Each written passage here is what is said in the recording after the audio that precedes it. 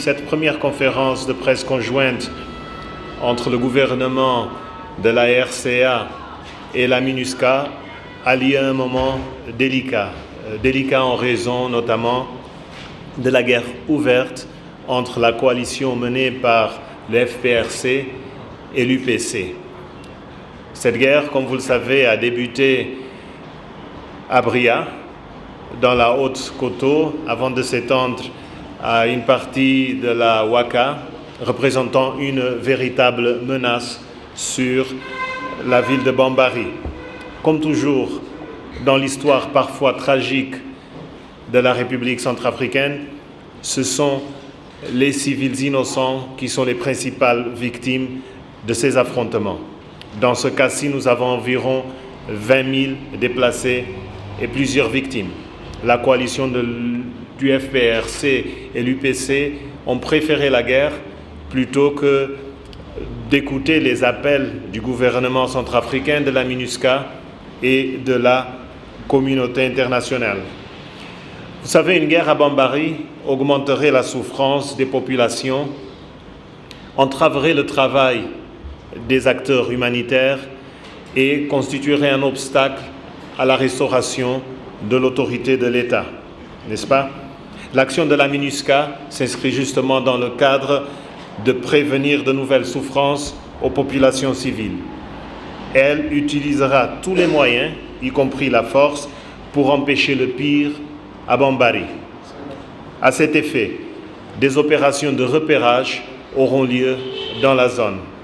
La communauté internationale soutient la MINUSCA et se tient prête à l'appuyer par tous les moyens qui seront nécessaires.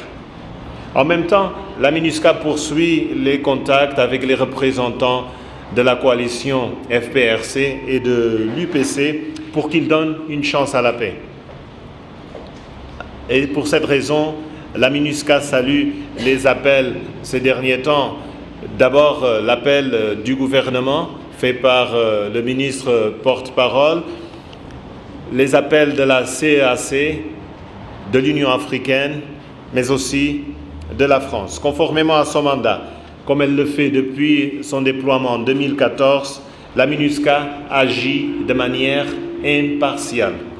Aussi, nous voulons dénoncer les informations véhiculées par une certaine presse, mais aussi des tentatives de manipulation de la population dans certaines régions du pays sur une prétendue partialité de la mission. Nous sommes en RCA pour travailler et appuyer le gouvernement, mais aussi pour aider à protéger les populations, et nous ne serons jamais aux côtés des groupes armés, car ils constituent tous, nous disons tous, ils constituent tous une menace pour le pays.